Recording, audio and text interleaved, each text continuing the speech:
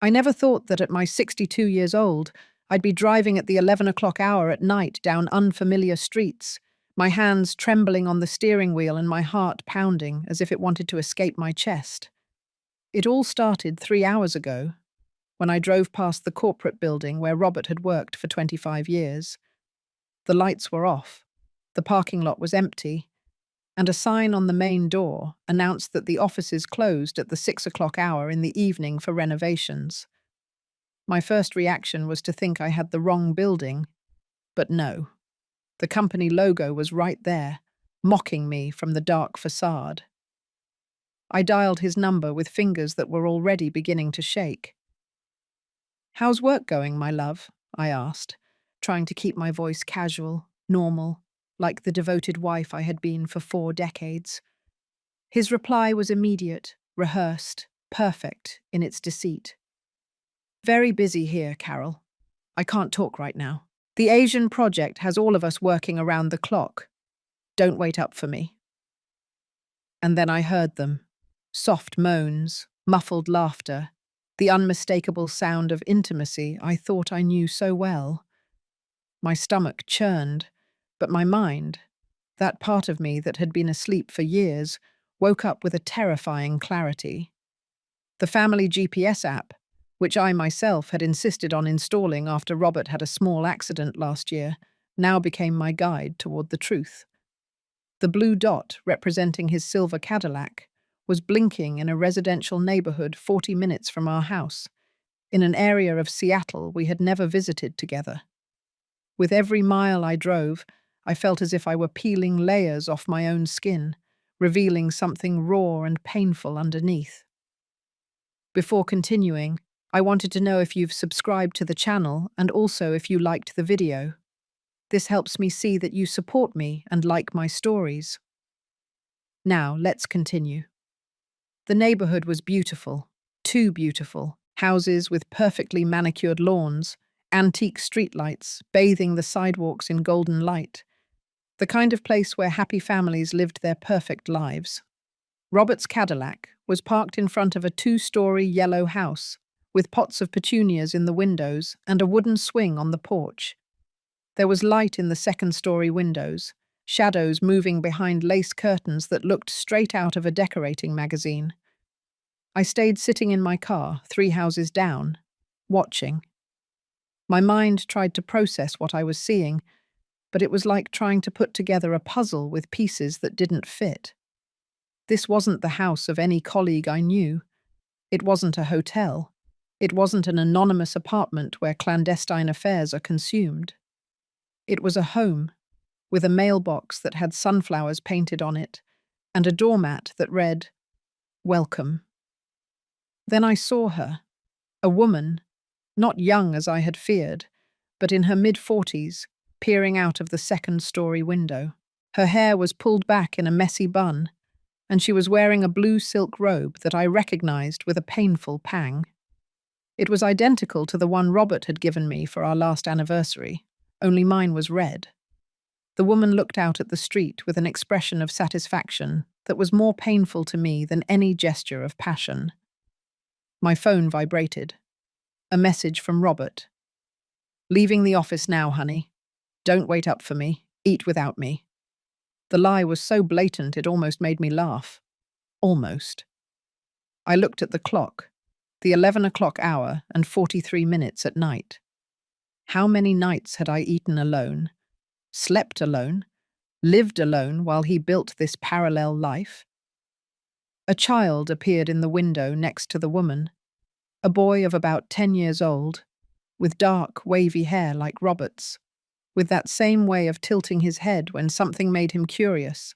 The woman hugged him, and both disappeared from my sight, probably going to bed, continuing their nightly routines in their perfect home with my husband. My husband.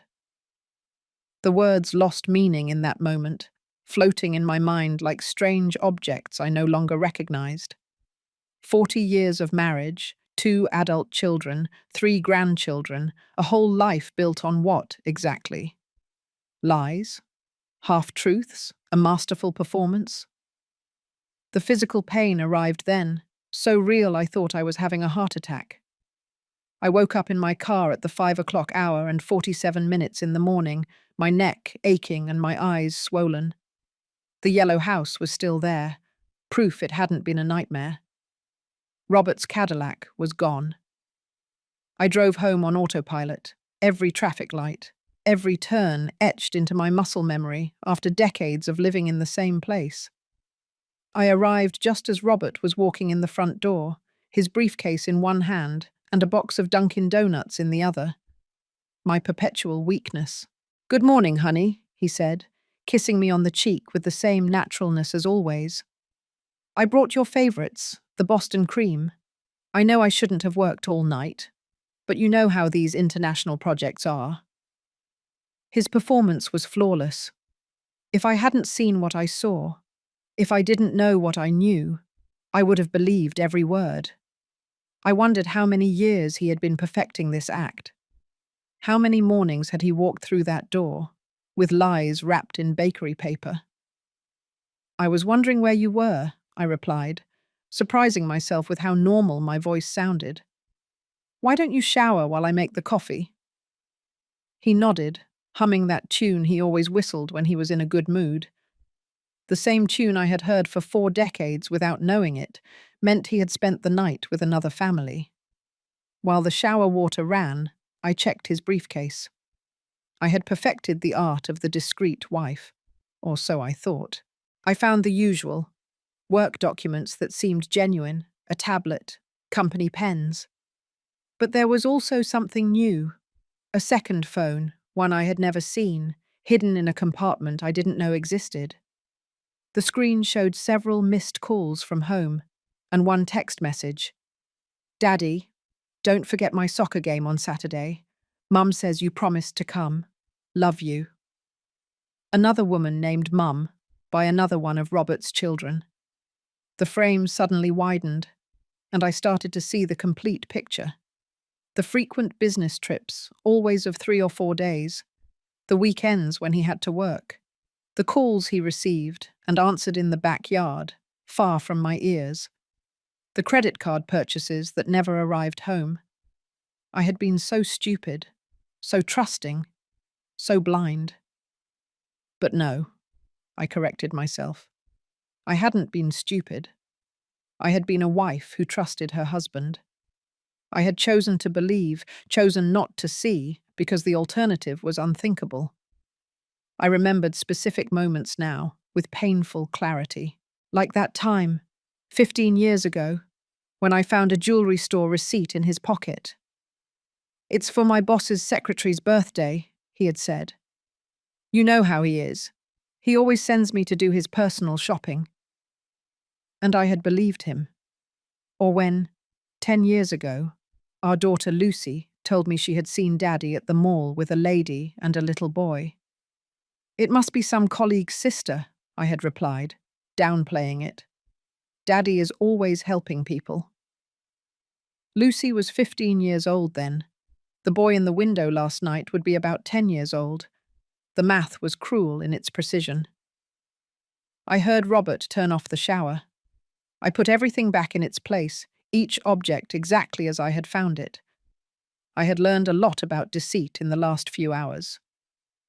When he came out of the bathroom, hair damp and wearing that cologne that I myself religiously bought him every Christmas, I already had the coffee served and the donuts on a plate. "Did you sleep well?" he asked, biting into his donut while reading the news on his iPad. "Like always," I lied, discovering that false words came easier than I had imagined. "And you? Were you able to rest at all at the office?" "Slept a couple of hours on the couch in the conference room," he replied without looking up. "Peterson was snoring like a bear in the next office." Peterson. I remembered that Peterson, his supposed late-night project partner, had retired 6 months ago. We had celebrated it at a dinner where Robert gave a moving speech about teamwork and loyalty. The irony made me nauseous. "Carol, are you okay? You look pale," Robert said, touching my forehead with a concern that seemed genuine. I waited 3 days before returning. 3 days in which I perfected my own performance, smiling at the right moments, responding to his lies with the expected credulity, making love with him one night while imagining the other woman in my place. Robert didn't suspect a thing. After all, I had been predictable for 40 years. Carol, the devoted wife. Carol, the perfect mother. Carol, the fool. This time I was prepared. I dressed in clothes I wouldn't normally wear, jeans and a hooded sweatshirt I had bought with cash, large sunglasses, my hair pulled back under a baseball cap. I looked like another person, and maybe I was. The Carol from before had died in that car 3 nights ago. I arrived at the Yellow House at the 2 o'clock hour in the afternoon, when Robert was definitely at the office, the real one this time. I had verified by calling his direct extension. The neighborhood was quiet, only the occasional sound of a dog barking or a gardener working. I parked on the same street, but closer this time. I needed to see. I needed to understand. The woman came out at the 2 o'clock hour and 30 minutes, and my heart nearly stopped. Not because of her, but because of what she was carrying. A baby in a front carrier. A baby no more than 6 months old. The mathematics of betrayal suddenly became more complex. It wasn't just the 10-year-old boy then. Robert had been building this family for how long? I followed her on foot as she started walking through the neighborhood. I kept a safe distance, pretending to look at my phone when she stopped. I watched her go into a local coffee shop, one of those cozy places with tables on the sidewalk and hanging plants. I sat down at a table away from her, ordering a coffee I had no intention of drinking. She met 2 other women, both with babies. I listened to them talk about mundane things, diapers, sleepless nights, the exhaustion of motherhood. And then, one of them said something that chilled my blood. "Tracy, you are so lucky that Mike is so involved. Not all husbands are that dedicated, Mike." My Robert was Mike in this life. Tracy laughed, adjusting the baby in her arms. "Yes, although with his work hours it's complicated. Sometimes he has to travel for business 3 or 4 days, but he always makes up for it when he comes back. He's a wonderful dad." The business trips. Those 3 or 4 days were when he returned to me, to his other life, to his other, already adult children. We were shifts in his elaborate calendar of deceit. I wondered if he had a spreadsheet somewhere, coordinating his lies, making sure not to mix up names, dates, stories. "And how is Mikey doing with the new baby?" another woman asked. "Jealous at first," Tracy replied. "But Mike, my husband, has been incredible at handling the situation. He bought him a new bike, and they spend Saturday afternoons together while I rest with the baby." Saturday afternoons. The Saturday work seminars that Robert never missed. Another piece of the puzzle fitting with nauseating precision. I got up to leave, but then Tracy took out her phone to show photos. I couldn't help but look as I walked past her. There was Robert, my Robert, in a family photo on the beach, tanned, smiling, holding the boy on his shoulders, while Tracy, pregnant in the photo, smiled beside him. I recognized the place. Miami Beach, the same hotel where Robert had had a crucial medical conference last year. I stumbled out of the coffee shop. On the way back to my car, I passed a park where several children were playing. I stopped dead when I heard a familiar voice. "That's it, champ. Kick harder." It was Robert, my Robert, who was supposed to be in a meeting with Asian investors, coaching a children's soccer team. The boy from the window, Mikey, ran toward him with a smile that was a mirror of his father's. I watched him for 20 minutes, this man I thought I knew better than myself. I watched him be the father he had been with our children when they were small, but with an energy, a presence that was painfully familiar and strangely alien at the same time. It wasn't acting. It was genuine. He was a father loving his son, a man in his element. Who was the real Robert then? The man who ate breakfast with me every morning, or the one who coached soccer on Wednesday afternoons? The one who made love to me on Sunday mornings, or the one who took another family to the beach? Did a real Robert exist? Or just carefully crafted versions for each audience? My phone rang. It was him. "Hello, honey. The meeting ended early. Want me to stop and pick up something for dinner?" I looked toward the park where he was still shouting instructions to the team. "That would be perfect, darling. Bring wine, the red one we like. The California Cabernet, I know. I love you, Carol."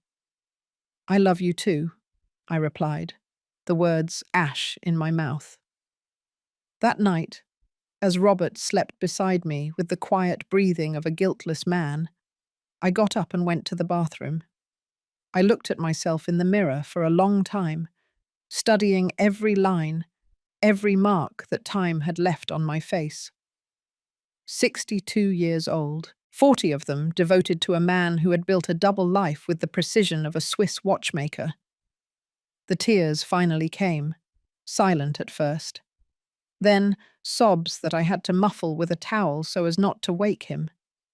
I wasn't just crying for the betrayal, but for the woman in the mirror. Who was I without him? Who had Carol been before she became Mrs. Robert Hamilton? Memories of my youth seemed to belong to another person, the girl who wanted to be a painter, who had won a scholarship to study in New York, which she had turned down because Robert had convinced her that starting a family was more important. "Art will always be there," he had said then, with that smile that melted my defenses. "But the time to have children won't." And I had believed him. I had put away my brushes, exchanged canvases for diapers, galleries for PTA meetings. I didn't regret my children. Lucy and Michael were the best part of my life. But what had become of Carol the artist? Had she completely dissolved into Carol the wife? The next day, while Robert was in his real office, or maybe his parallel life, I couldn't be sure anymore. I went up to the attic. There, in dust-covered boxes, I found my old art supplies. The brushes were stiff, the paints dry, but the sketches were still there. Testimony to a talent I had abandoned for love, or for what I had believed was love. I also found letters, photographs, memories of our life together, our wedding, with Robert promising before God and 200 guests that he would be faithful to me until death. Lucy's birth, Robert crying while cutting the umbilical cord. Michael taking his first steps, Robert filming it with that old camera he loved so much. Real moments, genuine emotions, or so I had believed. At what point had the lie begun? My phone rang. It was Lucy. "Mum, are you okay? I've noticed you've been acting weird lately." My daughter, always so perceptive. "I'm fine, honey. Just a little tired." "Are you sure? I can stop by if you want. The kids are asking for Grandma." The kids? My grandchildren, Robert's official grandchildren. I wondered if they knew they had an uncle and an aunt in that yellow house, siblings they would never meet. The web of lies extended like a poisonous spiderweb, touching innocent lives. "Better Sunday," I replied. "Daddy will be home." Lie. Sunday afternoons, Robert had golf with clients. Now I knew it was probably family time at the Yellow House.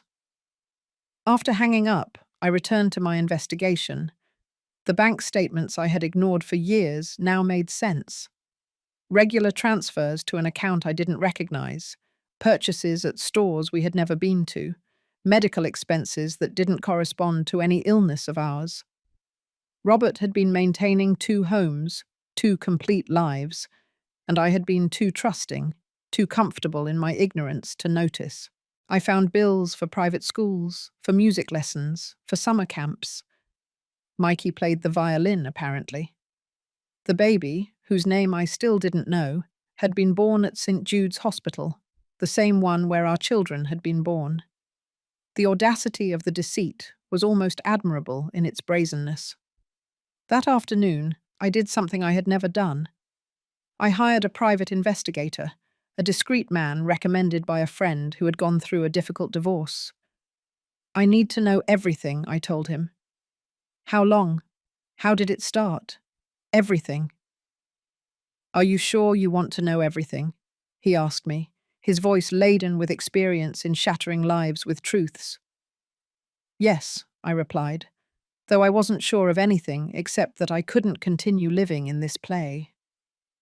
Robert arrived that night with flowers, white lilies, my favourites, or the favourites of the Carol he thought I was. I no longer knew what I really liked, what preferences were mine, and which ones I had adopted to please him. You look beautiful, he said during dinner, taking my hand.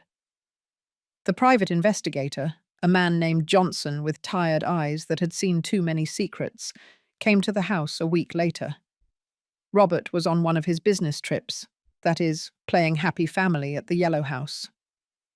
Johnson spread a folder on my dining room table, the same one where we had celebrated 40 Christmases, 40 birthdays, a whole life of lies. Mrs. Hamilton, what I'm about to show you is not easy to digest, he warned, his voice professionally compassionate. Are you sure you want to continue? I nodded, my hands trembling as I opened the folder. The first page was a marriage certificate. Mike Stephen Smith had married Tracy Lynn Miller 12 years ago. Marriage.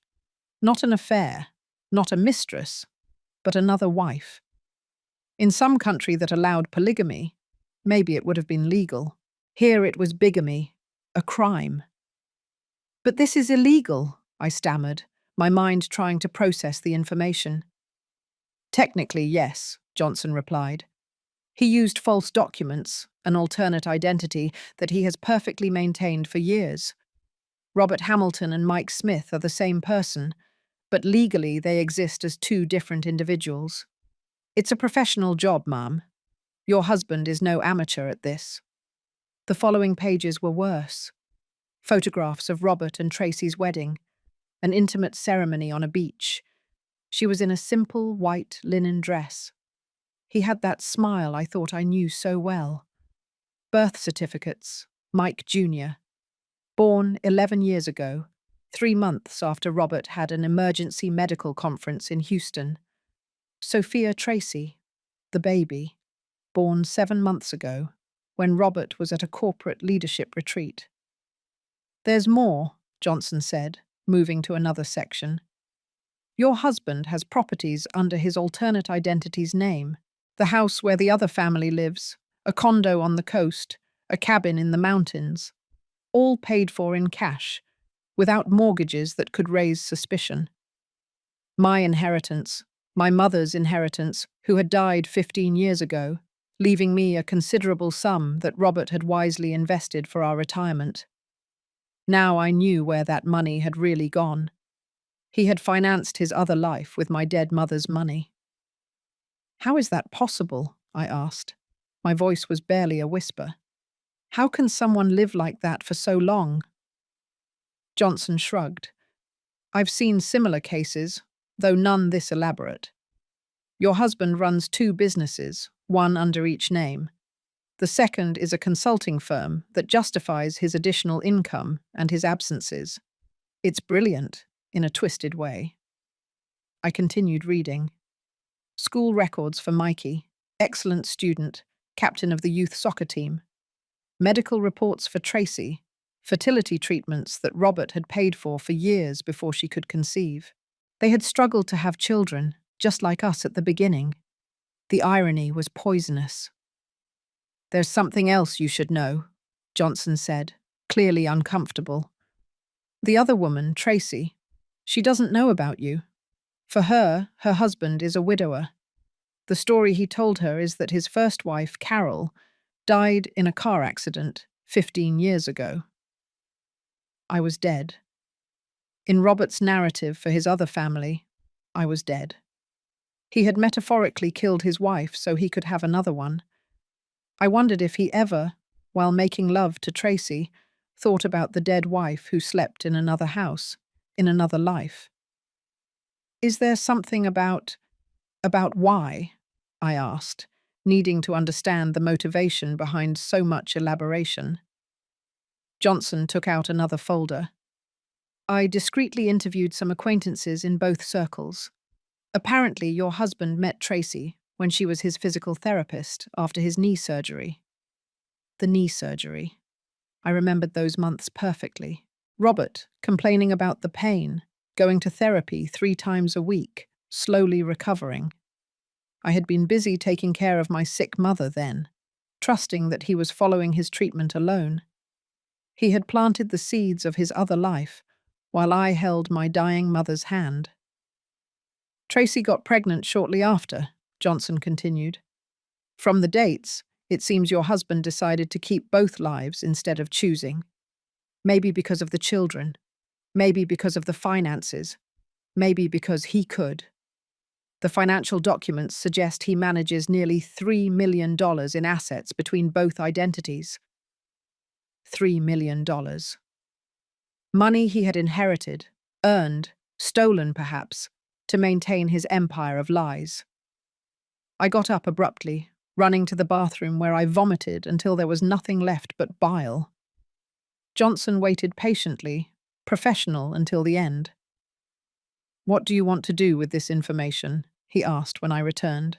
I wanted to scream, to burn everything, to confront Robert with the evidence of his crimes. But a strange calm came over me. I need time to think. Can you get me more information about his finances? Everything, every account, every investment, every single cent. Of course. Are you considering a divorce? I'm considering justice, I replied, surprising myself with the coldness of my voice. I spent the next 3 days in a hotel, telling Robert I was visiting my sister in another city. I needed space to think, to plan, to decide who Carol would be after this. In the solitude of that impersonal room, with Johnson's folders spread out on the bed like evidence of a crime, I made the decision that would change everything. I wasn't going to be a victim. I wasn't going to cry in silence while Robert continued his double life. I wasn't going to disappear discreetly with a quiet divorce that would allow him to maintain his facade. I was going to systematically destroy the house of cards he had built, but I would do it with the precision of a surgeon, not the fury of a scorned wife. First, I needed allies. I called Michael, my son, who was a lawyer specializing in corporate law. Son, I need your professional help with something delicate. Can you come to the Marriott Hotel downtown, room 512? Michael arrived within an hour, worried. Mum, what's wrong? Why are you in a hotel? I showed him everything. I watched his face transform from confusion to disbelief, then to a cold fury that I recognized as my own. I'm going to destroy him, he finally said, his voice lethal. Bigamy is a federal felony, fraud, tax evasion, document forgery. No, I interrupted him. I don't want him to go to jail. I want something worse. I want him to lose everything he values, but have to live to see it. Michael looked at me with new admiration. What do you have in mind? I explained my plan.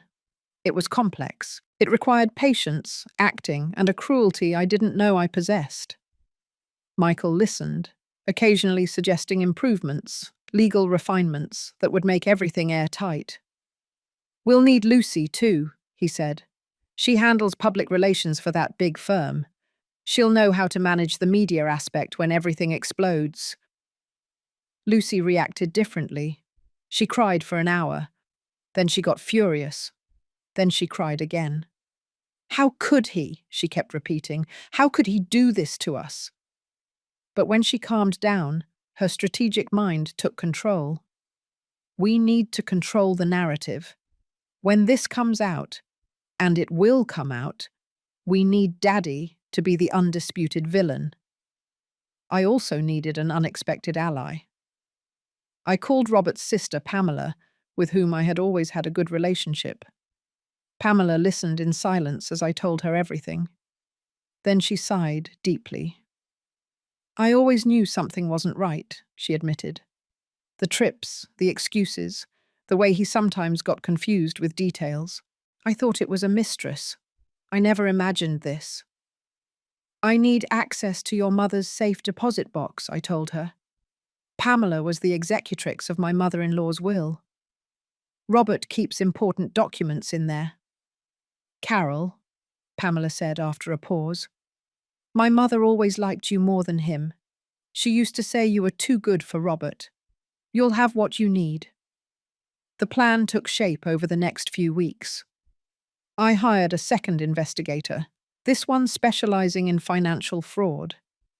He discovered that Robert had been systematically evading taxes, using his double identity to hide income.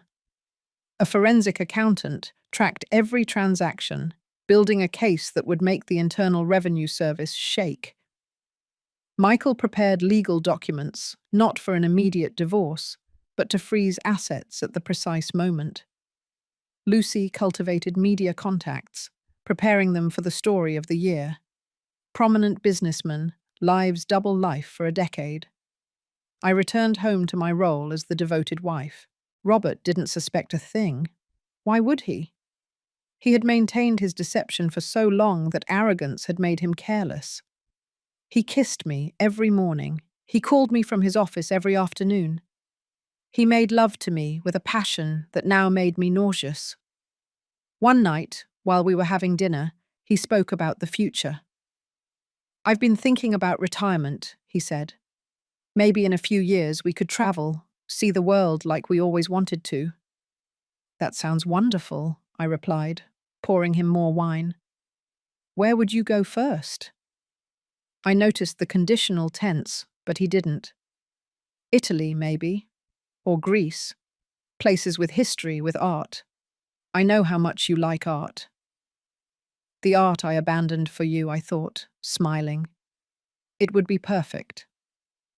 He continued talking about his dreams, our supposed plans together, unaware that I was counting down the days until his destruction. The following 6 weeks were a masterpiece of acting. I became the most perfect wife Robert had had in years. I cooked his favorite dishes. I waited up for him no matter how late he worked. I initiated sex with an enthusiasm that pleasantly surprised him. I was the Carol from our honeymoon, but with a dark purpose he couldn't imagine. You're radiant lately, he said one morning, hugging me from behind as I made coffee. What's changed?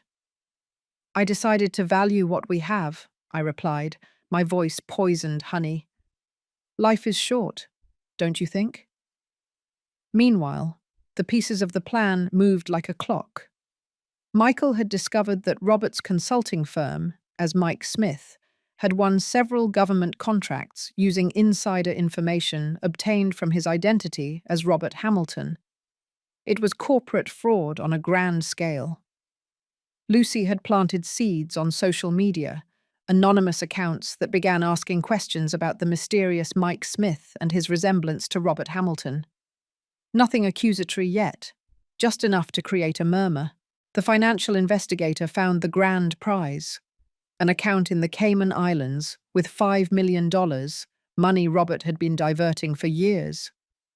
It was our money, my mother's inheritance money, joint investment money, all hidden for his eventual escape, perhaps. But the master stroke came from Pamela.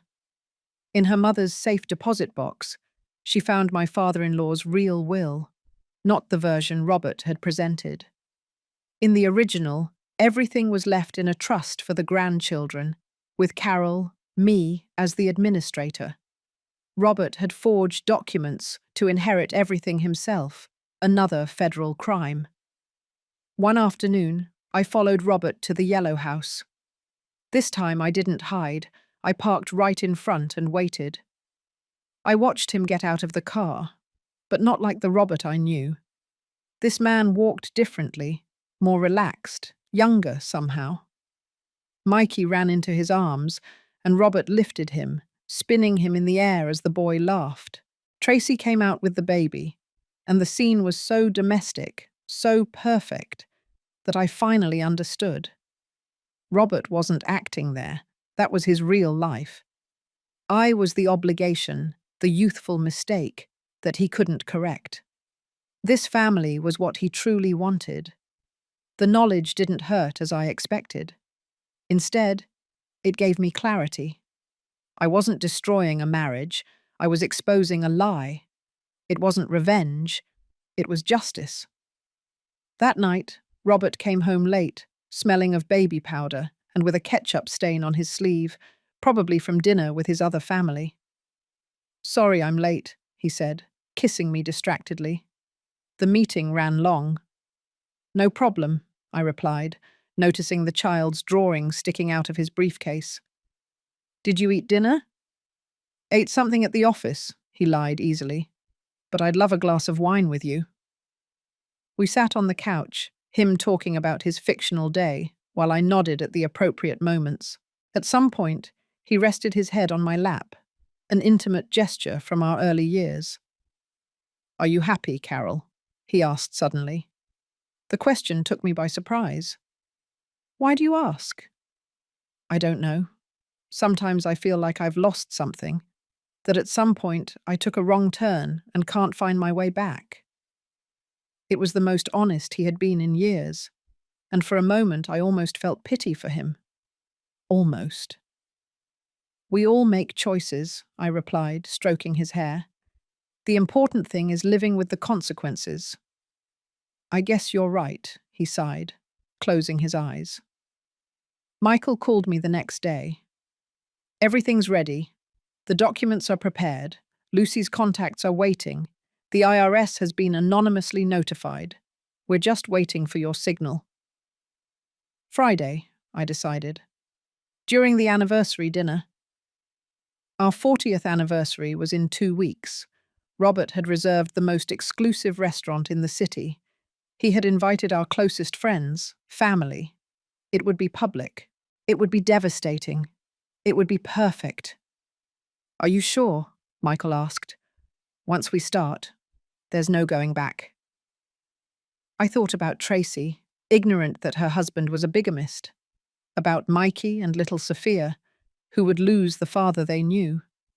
They were victims too, but I couldn't save them without destroying myself. "I'm sure," I confirmed. 40 years of lies end Friday. Le Cirque restaurant shimmered like a jewel on the Manhattan night. Robert had reserved the entire main ballroom, an extravagant gesture even for him. Crystal chandeliers projected golden light onto Egyptian linen tablecloths. Every table was adorned with white orchids and red roses, the colors of my wedding bouquet 40 years ago. A string quartet played Unforgettable, the song from our first dance. Every detail had been meticulously planned, a masterpiece of public romance that concealed private rot. I wore the blood-red dress I had bought specifically for this night, a daring design that hugged my figure, with a neckline Robert would have considered inappropriate just a few months ago. I had my hair done in an elegant updo that exposed the diamond necklace my mother had left me, the one Robert didn't know I had retrieved from the safety deposit box. The makeup was dramatic. Red lips, smoky eyes, a war mask disguised as glamour. Every guest who arrived commented on how radiant I looked, not suspecting that my glow was that of a freshly sharpened sword. Robert wore his Brooks Brothers navy suit, the one he wore for the most important occasions. The silk tie I myself had given him for our 30th anniversary. His gold cufflinks, inherited from his father, flashed as he moved his hands to greet the guests. He had gone to the barber that afternoon, his silver hair perfectly cut, his beard carefully trimmed. He looked like what he pretended to be, a successful man, celebrating a life of love and fidelity. "You are absolutely spectacular," he whispered as he helped me with my chair at the main table. His hand brushed my bare shoulder, an intimate gesture for the audience. I can't believe you still take my breath away after all these years. You are the most beautiful woman in the room. And you the biggest liar, I thought. But my smile was perfect, trained over weeks of practice in front of the mirror. You don't look bad yourself, my love, I replied, the term of endearment burning my tongue like acid. The 50 guests were a careful selection from our life, Robert's business partners, who needed to witness his fall, society friends who would spread the scandal like wildfire, family members who deserved to know the truth. I had placed them strategically, Michael and his wife Elaine near the improvised stage, ready to intervene. Lucy and her fiancé Daniel at a table with a perfect view of the projection screen. Pamela strategically located near the exit, in case Robert tried to escape. Dinner began with oysters, which Robert detested but had ordered because he knew they were my favorite. Another public gesture of devotion. Conversations flowed with the California sparkling wine, Schramsberg from the year of our wedding, a detail that had cost a fortune and that Robert had boasted about at least 3 times. Robert has always been the perfect husband, commented Martha Collins, the wife of Robert's main partner, as she savoured her lobster. Carol, you are so lucky. You have no idea. I don't, I replied, my smile unwavering. Robert, sitting next to me, squeezed my hand under the table, a gesture others interpreted as love, but which I recognized as possession.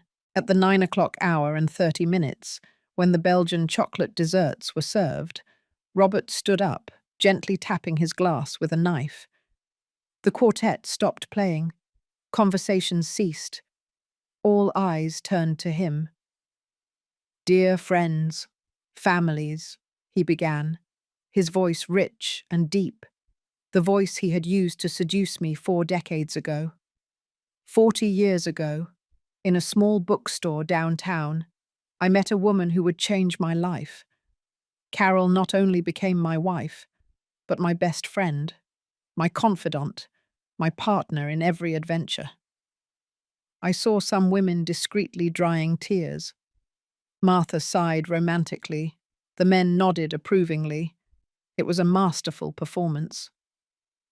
These years haven't always been easy, Robert continued, his voice trembling with feigned, or perhaps perversely real, emotion.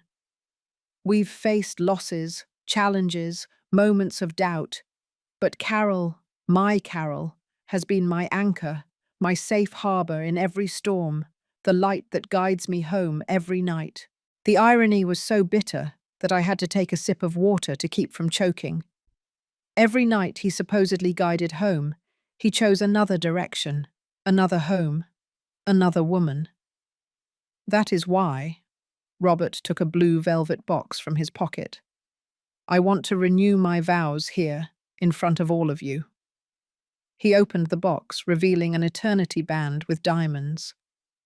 Carol, will you do me the honor of continuing to be my wife for another 40 years? Applause erupted. Someone yelled, "Bravo!" Phone cameras flashed. It was the perfect moment, the romantic climax of the night. I stood up slowly, accepting his kiss amidst the ovation, the heavy, cold ring on my finger. My turn, I announced as the applause died down, my voice clear as the crystal I was about to shatter.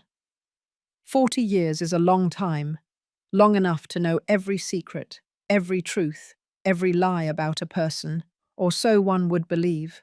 Robert smiled, his hand still on my waist, completely oblivious to the abyss opening beneath his feet. I've prepared something very special for tonight, I continued, taking my phone out of my purse. Michael had already connected the restaurant's audio and projection system to my device, an arrangement that had cost a generous tip to the technical staff. A gift, not just for my husband, but for all of you, because ruby anniversaries, dear friends, require absolute transparency, like the purest crystal. I hit play. Robert's voice filled the room, Clear, unmistakable. Tracy, my love, I'm heading home now. Yes, I know Mikey has his game tomorrow at the 8 o'clock hour. Don't worry, I told Carol I have a conference all weekend. She never suspects anything, believe me. It's almost pathetic how easy it is. The silence that followed was absolute, the kind of silence that precedes an explosion. Robert's champagne glass fell from his hand, shattering against the marble floor into 1,000 pieces that reflected the light like crystal tears. That's not what, he began, his face changing from tanned to white to grey in seconds. Oh, but wait, I interrupted him, my voice now sharp as the broken glass at his feet. There's so much more. The screen came to life with the photographs I had meticulously prepared. Robert and Tracy at their beach wedding. Him in a white linen suit I had never seen.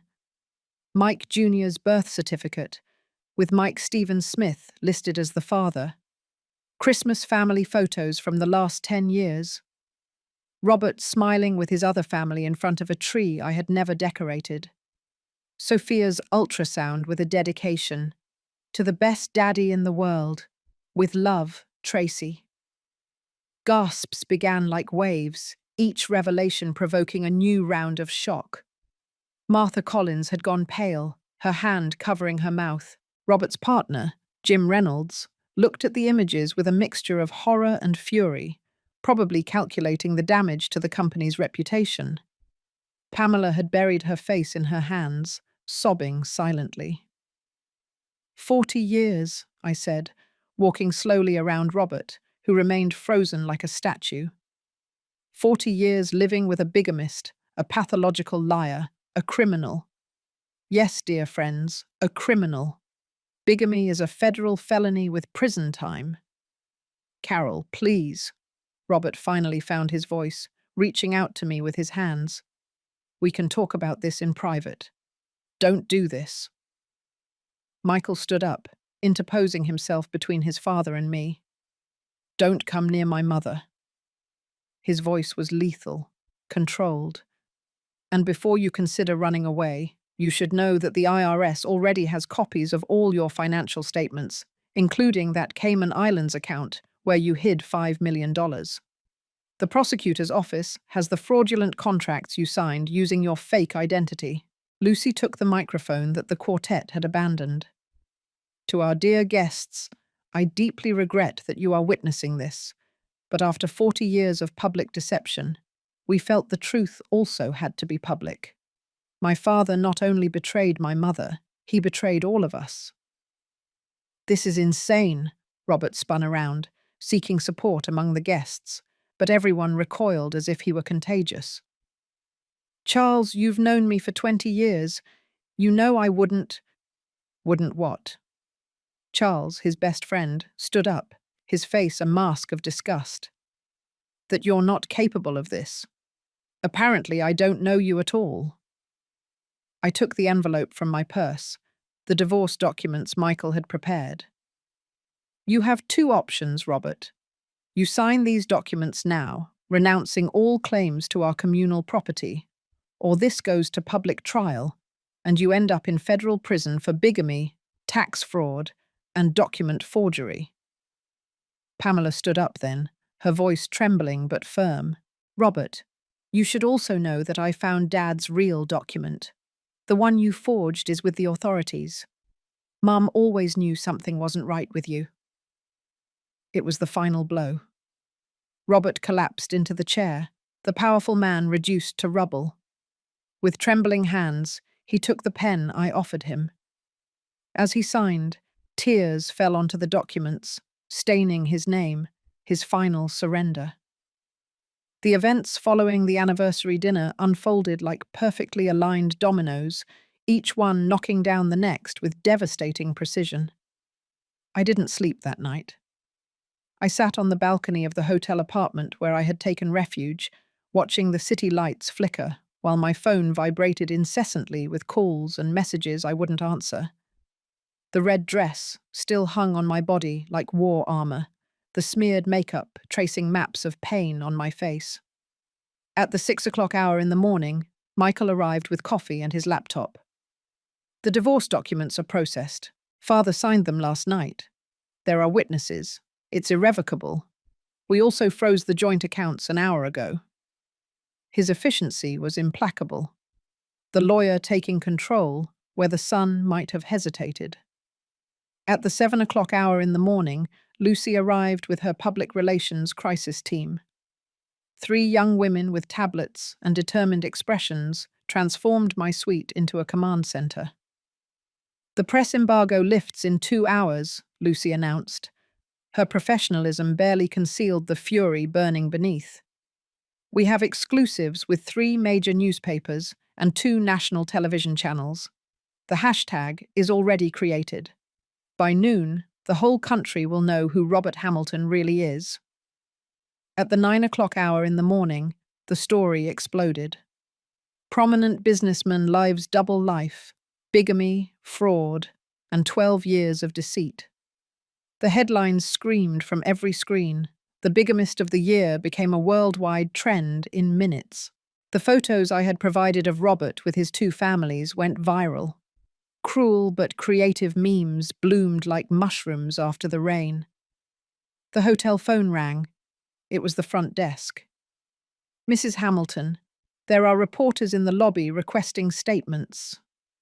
Tell them my lawyer will give a press conference at the 2 o'clock hour in the afternoon, I replied. My voice was surprisingly steady. By the 11 o'clock hour in the morning, Robert's company had issued a statement. Effective immediately, Robert Hamilton has been suspended from all his duties pending an internal investigation into serious ethical violations and possible corporate fraud. Jim Reynolds, his partner, was more direct in his interview. We are fully cooperating with the authorities. If the allegations are true, Robert Hamilton not only betrayed his family, but also the trust of his partners, employees, and clients.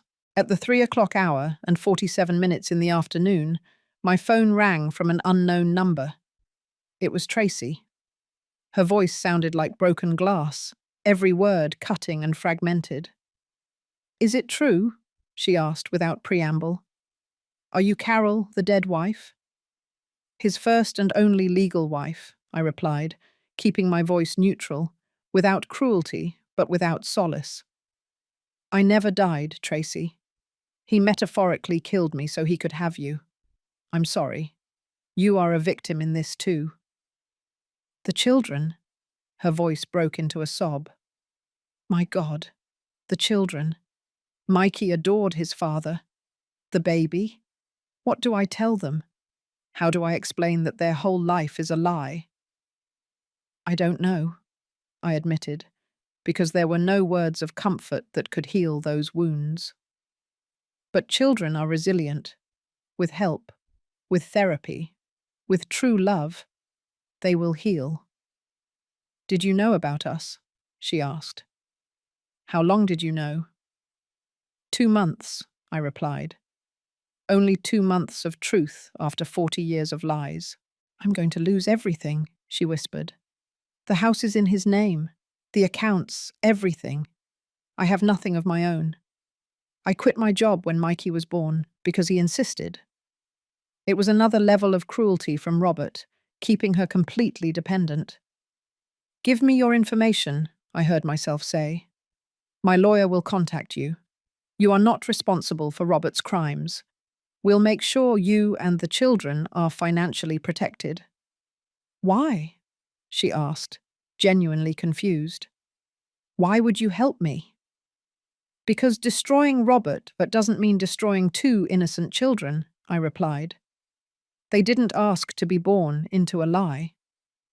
The next day, the IRS arrived like a biblical plague. Federal agents appeared at Robert's office, at our house, at the Yellow House. Boxes of documents were confiscated, computers, hard drives, even his collection of luxury watches was catalogued and seized. The investigation revealed a labyrinth of tax evasion that dated back 15 years. Offshore accounts, shell corporations, fake invoices. A scheme so elaborate that it required a team of 20 forensic accountants to completely untangle it. Michael handled the legal aspect with the precision of a surgeon and the coldness of an executioner. Using the bigamy laws, which in our state included the automatic annulment of any financial claim from the bigamous spouse, he voided all of Robert's rights to our joint properties. The house valued at $2 million, the 3 investment properties, the stock portfolio, everything passed exclusively into my name. We also recovered this, Michael said a week later, handing me a check. $3,700,000 from the Cayman account. The rest is so entangled in his shell corporations that it will take years to recover, if at all possible. Pamela visited me that afternoon. She had aged 10 years in a week, her face marked by family shame. Mum always knew something was wrong with Robert, she confessed, sitting heavily on my hotel couch. Before she died, she told me, "Take care of Carol when the truth comes out." I think somehow she knew. "How is he?" I asked, hating myself for worrying. "Destroyed," Pamela replied bluntly. "Tracy kicked him out of the house. No hotel in the city will take his reservation. His face is all over the news. He's living in a roadside motel, paying cash with the little that wasn't frozen. He tried to contact some friends, but they all hung up. He's a pariah, Carol, a man without a country." 3 weeks after the scandal, I was summoned to testify before the grand jury. The room was full, every seat occupied by people eager to hear the story firsthand. I wore a simple black suit, no jewelry except my original wedding ring, which I wore as a reminder of the woman I used to be. For 4 hours, I recounted everything, every lie, every discovery, every piece of evidence. The jury members listened with expressions ranging from sympathy to horror. When I showed the photos of Robert's double life, an older woman in the front row shook her head, muttering, "God forgive him," because I couldn't. The prosecutor, a young but brilliant man named Martin Reed, was meticulous. "Mrs. Hamilton, at any point during those 12 years, did you suspect your husband's infidelity?"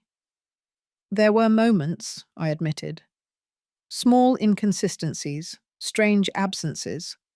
But Robert was a master of manipulation. Every time I got close to the truth, he would create an explanation so elaborate, so believable, that I felt guilty for doubting." "Can you give an example?" 5 years ago, I found a jewelry store receipt for a diamond necklace I never received. When I confronted him, Robert took me to the jewelry store. The manager, who had obviously been coached, explained that there had been a mistake, that the necklace was for the wife of an important client of Robert's, who had asked for help surprising her. They even showed me the returned necklace. Of course, now I know he simply bought it later for Tracy. "How did you feel when you discovered the truth?" I took a moment before answering. At first, denial, then pain. A pain so deep I thought it would tear me in two. Then came the anger, not hot, but cold, calculated. And finally, determination. Determination that 40 years of lies would not define the rest of my life. The grand jury's verdict was unanimous. Formal indictment for bigamy, tax fraud, document forgery, and conspiracy to commit fraud. Robert faced up to 20 years in prison. A month later, Robert called me from the county jail where he was awaiting trial. His voice was unrecognizable, broken, aged. "Why, Carol? Why didn't you give me a chance to explain privately?" "Explain what, Robert? How you accidentally fell into another life for 12 years? How by mistake you married another woman? How unintentionally you had 2 more children?" "It wasn't like that, Carol. She got pregnant. I couldn't abandon her." "But you could abandon me. Every day for 12 years you abandoned me. I loved you, Carol. I always loved you." "No," I replied with a clarity that surprised me.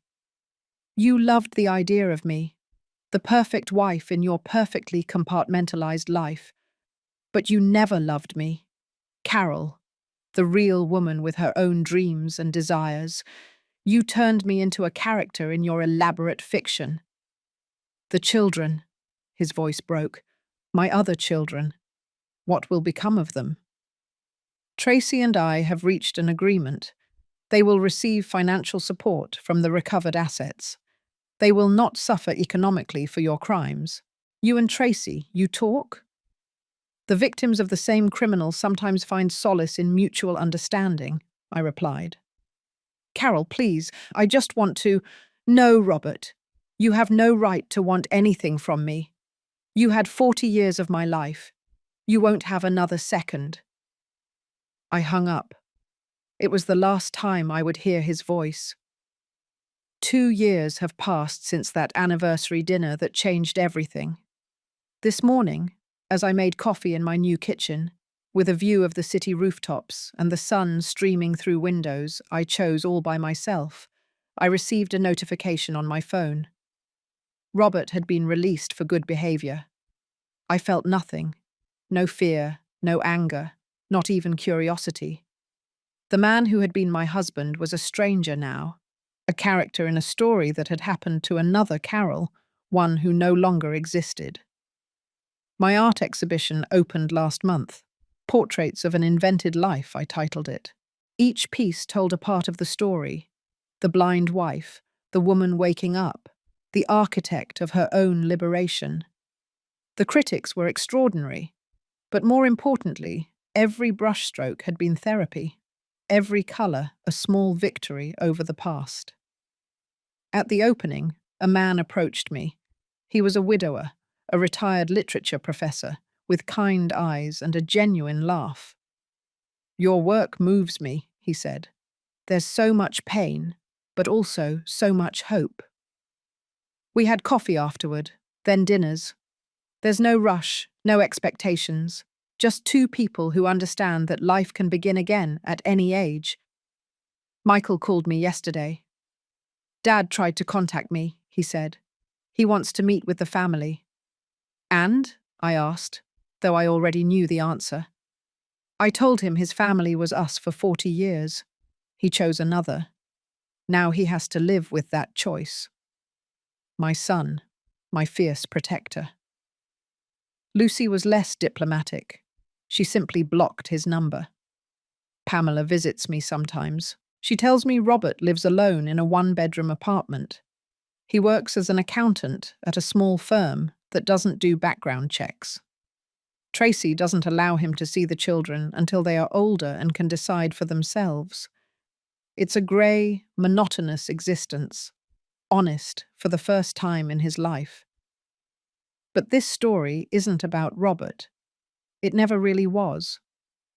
It's about Carol, about me, about the woman who emerged from the ashes of a false life to build a real one. Yesterday I found my old diary, from the time before Robert. The girl who wrote those pages dreamed of New York, of painting in Soho, of a life full of colour and passion. At 64 years old, I'm finally giving that girl what she deserves. Next month I fly to Italy alone, with my brushes and a light suitcase. It's not the scholarship I turned down 40 years ago, but it's my money, my decision, my life. I'll rent a small studio near the Hudson River, paint until my hands hurt, drink cheap wine with artists who know nothing of my history. As I pack, I find our wedding photo. Robert and I, young, radiant, ignorant of the future. I don't rip it up. I don't burn it. I simply put it away in a box labeled fiction, because that's what it was. A beautiful, terrible fiction. My phone rings. It's Ethan. That's the literature professor's name, though the name no longer makes me flinch. Ready for our salsa class? He asks. Yes, I'm learning salsa. Also Italian, sculpture, and wine tasting. Every day something new. Every experience an affirmation that life doesn't end with betrayal. That 60 is not the end, but a new beginning. Give me 10 minutes, I reply, applying the red lipstick that Robert said was too daring for my age. Everything is daring now. Every day is an act of courage. Every decision a declaration of independence. Before leaving, I look at myself in the mirror. The woman looking back at me has wrinkles that tell stories, grey hairs she doesn't hide, eyes that have seen too much, but still shine with hope. She is beautiful, not in spite of her age and her history, but because of them. Hello, Carol, I say to my reflection. It's good to finally meet you. And then there's one more twist to this story, one I didn't see coming. This morning, as I organized papers for my trip, I found an envelope that Johnson, the investigator, had left. "Open it only when you're ready," he had said. Inside was a letter from my mother, written shortly before she died. A letter that Robert had intercepted and hidden. "My dearest Carol," it read, "if you are reading this, it is because you finally set yourself free. I always knew the truth about Robert. I followed him once. I saw the other woman, but you were so fragile after losing that pregnancy, so dependent on him, that I was afraid the truth would destroy you. I was a coward. I'm sorry. To make amends, I've left another account, one Robert doesn't know about, just for you. The key is where we always hid treasures when you were a girl. Live, my love, live for real this time." The tree in my childhood backyard. I ran there, to the house now sold, but whose new owners allowed me to search.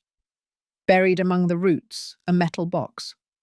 Inside, documents for a Swiss bank account with enough money to live 100 lives.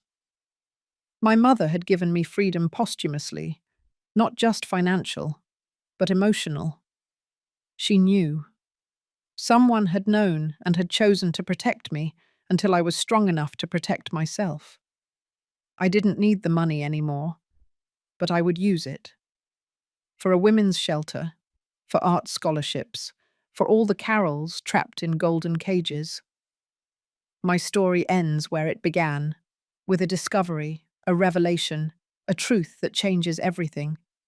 But this time, the truth doesn't destroy, it frees. And I, Carol, at my 64 years old, am finally free.